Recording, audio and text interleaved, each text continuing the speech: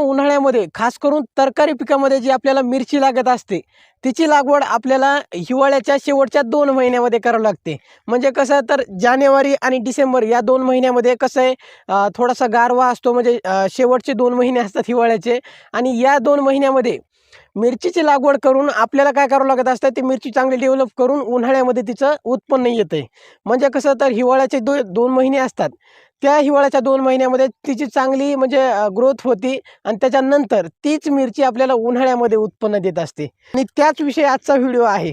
संपूर्ण काही detail video जे की आता उन्हाळ्यामध्ये मल्चिंग करायची का नाही करायची, बिना मल्चिंगची येते का, दुसरं म्हणजे आम्ही कशा पद्धतीने करायलो, तर रान कोणतं निवडलेलं आहे, प्रॉब्लेम काय येऊ शकतात, त्याचबरोबर ठिबक कसं आहे काय नाही, संपूर्ण गोष्टी आपल्या चॅनलच्या माध्यमातून आज मी दाखवणार आहे.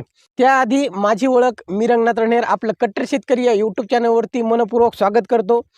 माझा जवळपास एकरभराचा वांग्यांचा प्लॉट आहे आणि इतरही जे काय आपण आता मिरचीचे प्लॉट नवीन लावायला होतं तेही एकरभरावरती नवीन करायला पूर्ण गोष्टी आपल्या चॅनलच्या माध्यमातून मी तुम्हाला सविस्तररित्या दाखवतच आहे. आणि आजचा व्हिडिओ खास करून उन्हाळी मिरचीवरती आहे, तर व्हिडिओ संपूर्ण बघा. आत्तापर्यंत आपल्या चॅनलला सबस्क्राईब नसेल केलेलं, माळी उत्पादक शेतकरी असाल, खास करून उन्हाळ्यामध्ये मिरचीची लागवड केलेली असेल किंवा इतर काही जे काही ऋतू आहेत आपले पावसाळा, हिवाळा, या ऋतूमध्ये जरी मिरच्याची लागवड करत असाल तर आपलं चॅनल सबस्क्राईब नक्की करा, जेणेकरून अशाच प्रकारचे मिरचींचे नवनवीन व्हिडिओ तुम्हाला आपल्या चॅनलच्या माध्यमातून पाहता येतील. चला तर व्हिडिओला सुरुवात करूया. आता सुरुवातीला तुम्हाला सांगतो की आम्ही नियोजन कसं करायला होतं. आता हे बघा, हे एकरभराचा प्लॉट आहे. एकराला म्हणजे थोडासा कमी असेल मला वाटतंय, एकरभर धरून चला. आता हे आपण मल्चिंगवरती करायला होतं. मल्चिंगवरती म्हणजे कसं तर एक हाय लेवलवरती म्हणजे बेड वगैरे करून मल्चिंग, जे काही आता उन्हाळा आहे, उन्हाळ्यामध्ये कसं असतंय की पाण्याचं योग्य ते व्यवस्थापन हवं. दुसरं म्हणजे यावरती तेवढा पाऊस झालेला नाही आहे यावर्षी. आणि मग काय करायचं की मल्चिंगवरती लागवड करायची मिरच्यांची, म्हणजे पाण्याचं व्यवस्थापन बरोबर होईल. संपूर्ण गोष्टी तुम्हाला प्रॅक्टिकली दाखवतो. आता रान कोणतं निवडलेलं आहे, सर्वात महत्त्वाचा प्रश्न म्हणजे. आता हे बघा, हे रान म्हणजे लय काय काळीचंही नाही, तुम्हाला दिसत असेल व्हिडिओमध्ये. थोडंसं म्हणजे असं लय काळं पण नाही आणि लय असं म्हणजे जमीन खराब पण नाही, अशा मध्यम स्वरूपाची जमीन आहे, जास्त पाणी धरत नाही. दुसरं म्हणजे थोडंसं खडकाळ पण आहे आणि थोडी माती पण आहे. म्हणजे लय काय असं भारी आणि लय काय कमी पण म्हणजे चांगलं पण नाही आहे, अशा मध्यम स्वरूपाचं रान आहे. दुसरं म्हणजे तुम्ही म्हणत असाल की आता रानाची निवड कशा पद्धतीने करायची.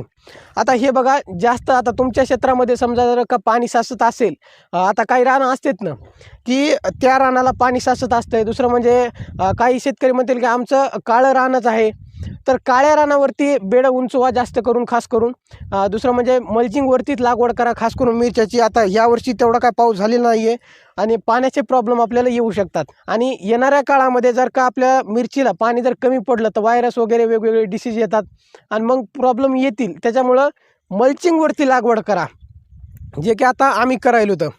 आता 3 दिवस झालेले आहेत आपल्या मिरचीला. व्हिडिओ करायला थोडासा उशीर झाला.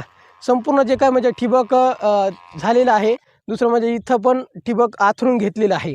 आज करायची मल्चिंग आज तिकडं आणून ठेवलेली आहे. आज सकाळचा टाईम आहे आणि व्हिडिओ शूट करायलो, थोडासा टाईम होता म्हणून.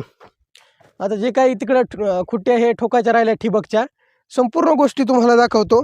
आता ठिबक तुम्ही म्हणाल ठिबक कोणतं वापरलेलं आहे, काय आहे, तर हे बघा, आपण पेप्सी ठिबक वापरलेलं आहे. तुम्ही म्हणाल आता पेप्सी ठिबक ह्याच्यावर जमते का. होय मित्रांनो, काही हरकत नाही, प्रॉब्लेम काही येऊ शकत नाही. दुसरं म्हणजे पेप्सी ठिबकचे रिझल्ट आम्हाला चांगले आहेत. ब्लॉक वगैरे तेवढं काही होत नाही, पाणी प्रेशर न देत आहे, मोटरीवर ताण येऊ देत नाही. आता कसं असतंय, दुसरे जे ठिबक आहेत तेवढं पाणी मारत नाही, तुम्हाला तर माहीत असेल की.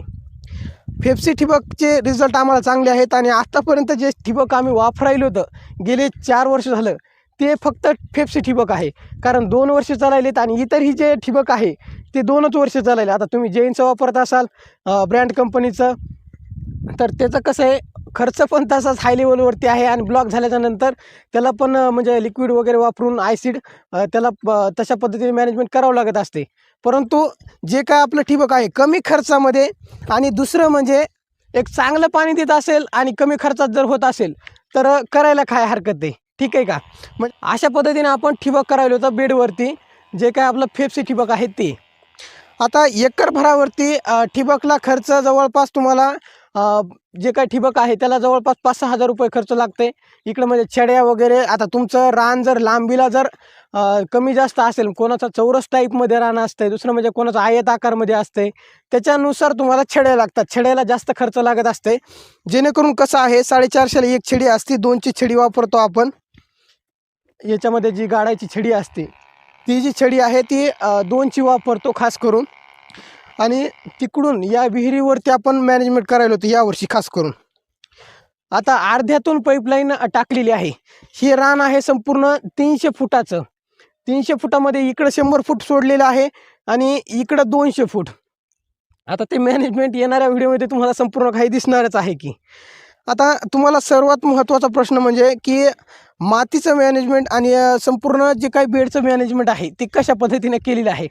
तुम्ही म्हणत असाल की आता बेडचं मॅनेजमेंट कशा पद्धतीने केलं, तर हे बघा, जे काय आता तुम्हाला पहिल्यापासून सांगतो, तिकडं जे काय कापूस दिसायला तुम्हाला तशाच पद्धतीनं या रानावरती सुद्धा कापूस होता. आणि ते कापूस जे असतं ते वेचून घेतला. त्याच्यानंतर जी काय पराठी आहे ती पराठी काढून घेतली आणि त्याच्यानंतर या रानावरती रोटावेटर केलं ट्रॅक्टरच्या साहाय्यानं. आणि रोटावेटर करून काय केलं की संपूर्ण रानाची मशागत चांगल्या पद्धतीने झाली. आणि जेणेकरून तुम्हाला सांगतो, जवळपास महिना झालं या रानावरती पाऊस पडलेला नव्हता. म्हणजे महिन्याखाली पाऊस आला होता आणि त्याच्यानंतर जे काय रान होतं ते कापसामध्ये सुद्धा तळतच असते ना, म्हणजे भेगा वगैरे पडतात आणि पाणी न दिल्या कारणानं काय होत असते की त्याच्यामध्ये ओलच राहत नाही. ठीक आहे का. म्हणजे रान पण चांगल्या पद्धतीनं तळलेलं होतं. दुसरं म्हणजे थोडंसं हलकंच रान आहे, त्याच्यामुळं जास्त काय त्याला म्हणजे तापमान टेम्परेचर द्यायची गरज नाही. त्याच्यामुळं काय केलं की डायरेक्ट जे काय असतं रोटर केलं.